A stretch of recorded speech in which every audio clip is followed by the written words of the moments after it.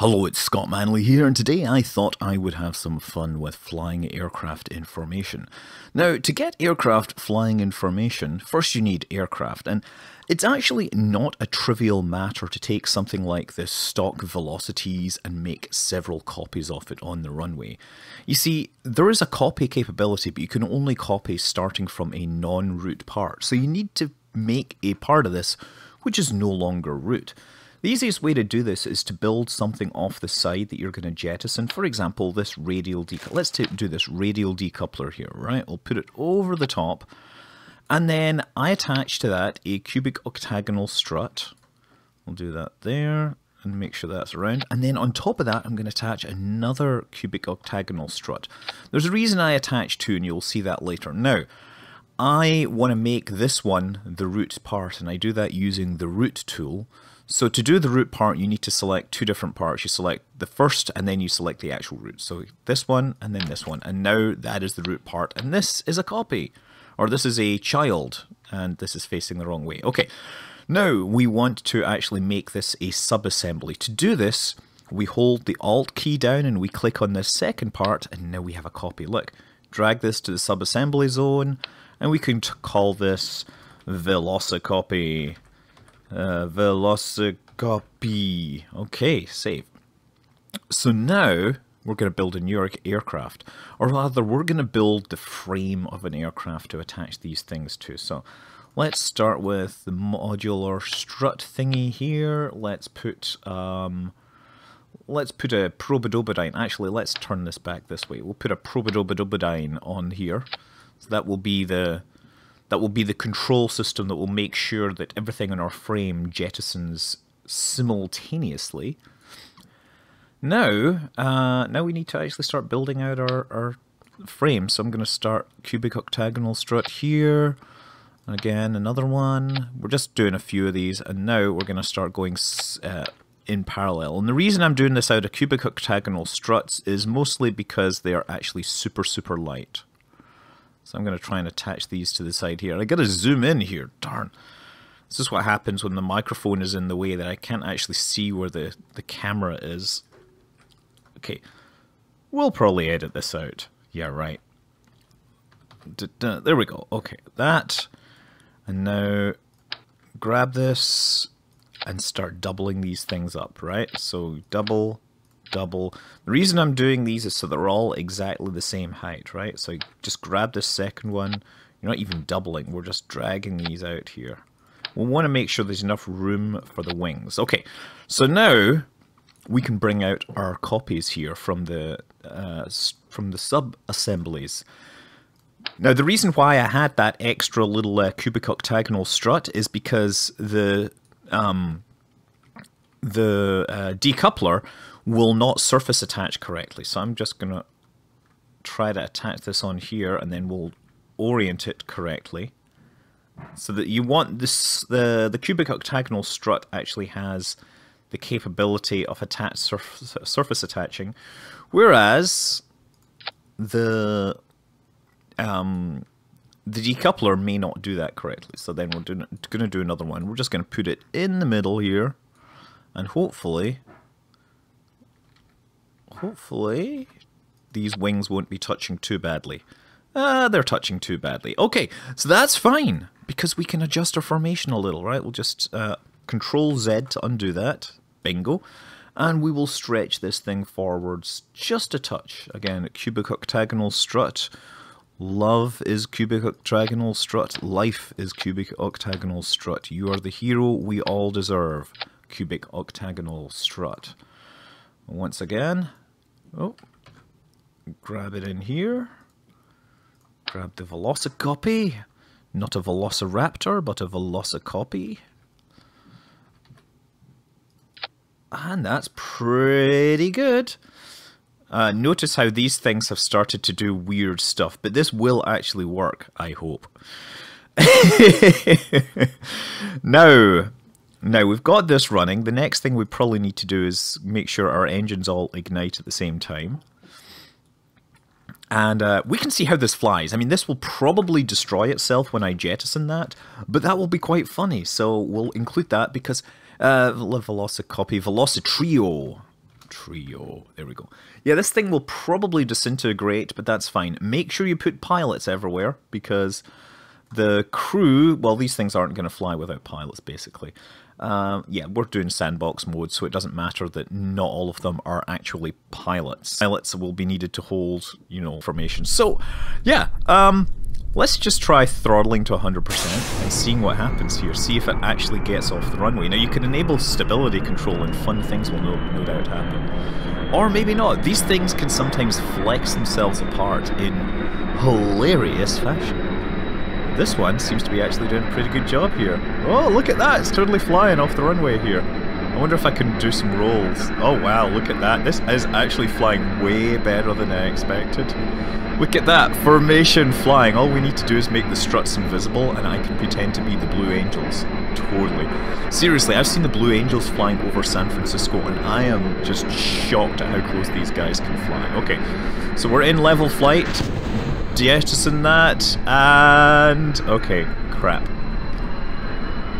There we go. You get rid of that. See, obviously that needs a detaching mechanism. But these guys are okay, look, they're flying off in formation, that's pretty cool. I'll make him level. Yeah, look at these guys, they're like totally just hanging out there. I wonder if I can at least look out the cockpit. Oh, there he is, on that side. We'll switch to the other one. And again, cockpit view.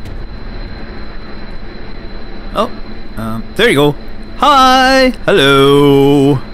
Hello, this is where you do the Top Gun thing? No, just kidding. Okay, just dropping the rudder. Oh, I was trying to bump into them there. I'm not sure I hit them, but I think I messed up. He's escaping. Okay, so second attempt, we have added Sepatrons here to make sure that the thing doesn't, make sure the frame doesn't end up getting caught up in the airstream here. So that should make sure that, well, it did that seems very strange. You know what, I think this one still has a decoupler attached to it. It's decoupling inside it. Still, that doesn't mean that we can't have fun with this. Let's just try coming in for a little bit of a group hug here. Yes, group hugging while you're in airplanes makes complete sense. It's also known as in-air refueling. There we go. Hi! Just giving you a hug here in a plane. There, you see that? Don't you feel more comfortable now? Don't you feel warmer? Don't you feel loved? Okay, let's try going over here. Bye! Okay, Jebediah going in for the second hug. Yes, hugging successful. Jebediah showing that he is a complete bro with Bill or Bob. I'm not sure which one is which, but it doesn't matter because they're all... Oh, wait. No. Hey, boy. Okay, that's not good. He is in a flat spin. Jebediah, you level out. And it is Bob. Does Bob have the skills to recover? Apparently he does. I practically never had to work at that. And we just pull out of the dive, and Bill lives to tell everyone about the time that he and Jebediah hugged in the air.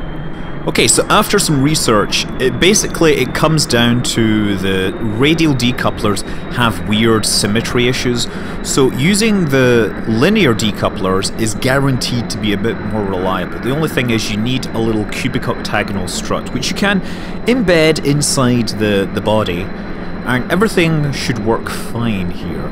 Well, assuming the Sepatrons don't cause something to explode. There they go! Look, we have 3 of them. Whoa! Yes, that almost caused some trouble there. There, Jebediah once again. Now he's holding hands with, well, that's either Bill, or I'm hoping it's, maybe it's Valentina this time. Honestly, I don't keep track of these pilots here. So I wonder if Bob can get into this hand-holding thing. No, probably not. I think he almost took their hands off. And by hands, I mean wings, obviously. Now, many of you wise people out there may have thought, why not just attach these things at the rear so that they just fall off, there's no need for Sepatrons? Well, there is a very good reason. And we will see it momentarily. You see, I previously did most of the attachments close to the center of mass, which means that there wasn't a great amount of force pushing them away from or causing any deviations. But when you attach at the rear, any flexure just tends to get exaggerated and you get weird things like this happening. This is actually akin to some of the problems they had to fix or figure out regarding the X-29 forward swept wing vehicle. Looks like this thing actually still flies here, which is kind of funny. They've only got... It's like a group of enterprising amputees that only have left legs or whatever, right? They're working as a team together to keep each other airborne, except they can only turn to the left. And it doesn't matter what I do, they are having some trouble here. Okay, well, time to end this. Bye-bye. Obviously, this kind of incident is what leads to people being amputees in the first place. Terrible as it is, but yeah. Now maybe we can just detach the frame early on, except that the oscillation kicks in very early. So pretty much you're setting yourself up for explosions whatever you do. Spectacular nonetheless.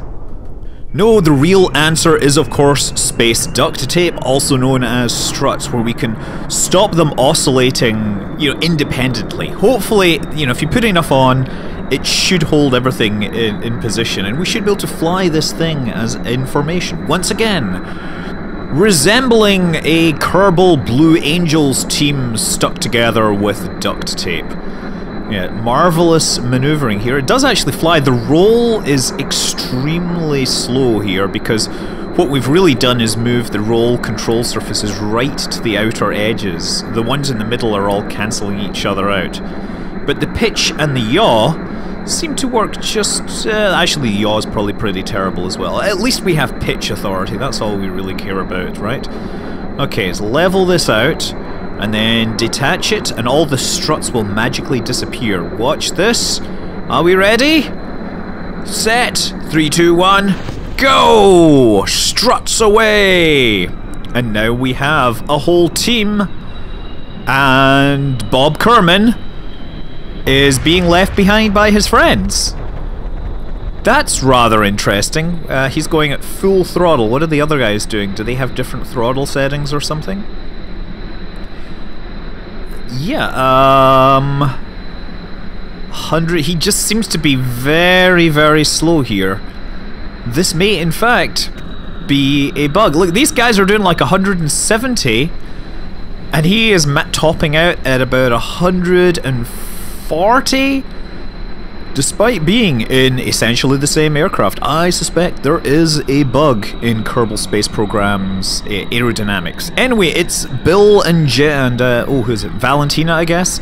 They are in the sky together. Time for some real professional hugging in the name of experimentation. So, gonna try and come in on the left side here, close enough that we can lock the wings together once again in a proper professional hug here. There we go. We could practically wing walk from one to the other if walking physics actually worked like that in Kerbal Space Program. Now let's see what other kind of stunts we can pull off. We're going to try twisting this. Well, oh! Uh-oh! Okay, can we get out of this? The tailplanes are locked together in a death embrace. Yes, Valentina is taking Bill down. Yes, Bill and Valentina in a suicide pact or something like that. Yeah, generating essentially zero thrust like this. I would save it, but yeah, this is kind of funny to watch this. Bye! Valentina's cool all the way down right to the end. You can tell that it was Valentina that decided to do that because she was smiling, whereas Bill was probably freaking the heck out, right? He didn't understand. Another word of advice, by the way, make sure your connection points are symmetrical with regards to the drag or the center of thrust. Otherwise you'll get things like this happening. This was insanely stupid. The aircraft wanted to go off in their own directions and explode. And yeah, we had this one, of course, which as we went beyond the physics range, it gets frozen on the ground. You see, there's a bit of code in Kerbal Space Program that stops things on the ground experiencing physics, and unless you're really close. There's like regular range and then there's ground physics range. You see, it's frozen and then it starts again as I get in really close. So this thing is more or less stuck until I can fly alongside it at just the right speed. So let's try this here. See that? But unfortunately it's accelerating way too fast. It's too fast, it's gonna get out of range, and then it freezes again. Freezes, restarts. Yeah, just bad. Similarly, the same setup, same disaster getting ready to happen. This one hits the ramp and goes flying, which is pretty funny. So I decided, let's go and chase it to see what happens to it. Of course, that one gets frozen. It'll remain frozen there until I go and check it out or something. That one, on the other hand, you see, it's flying, so its physics doesn't turn off. I'm not sure if that's something that the Kerbal Space Program developers do, or if that's something in the Unity physics engine, but this is pretty funny, to be honest. So this one, I think what's happened is it's lost a chunk of the aircraft, so it's just kind of spinning around in a loop, which gives me a chance to fly around next to it and watch it as it, you know, pirouettes through the sky. It's rather enjoyable, you know, to fly around and watch this thing maneuver. There it is. We'll go around and see how close we can get to it. Maybe we can crash into it, who knows. It's coming around. We're gonna do some scissors here or something. What is it, scissor? No, it's not. We're just going on the outside loop. No, look at that. You see? We almost had a gun solution, but for a second. Anyway, there it goes. Turning hard to try and get him in my sights. No! No, he is dodging too hard and too fast. He's just turning in a circle. I needed to pull range and then perhaps get him lined up. Of course, if you have BD armory, you can actually put, you know, decent pilot logic in these other aircraft, rather than having to come up with some contrived mechanism for them to explode in just the right way so they end up pirouetting through the sky like this. I'm pretty sure at this point it is just on an eternal death spiral. Losing altitude with every turn. Is it gonna die this time? Is it? Is it? Is it? No, it survives one more. You have won a reprieve for but a few seconds, but this one will be your last. And there it goes. I like how the engine is still running, and then I fly close enough that it explodes. Once again, Unity physics engine working perfectly there. I think that engine may actually still be running. Let's try one more pass to see if we can make the physics kick in. Get super close. And... no? Oh, it's sliding along. Is it? Yeah, no, that thing is like sliding along. Oh, there it goes. Finally. Finally, it has met its doom. And finally, we have reached the end of this video. I'm Scott Manley. Fly safe.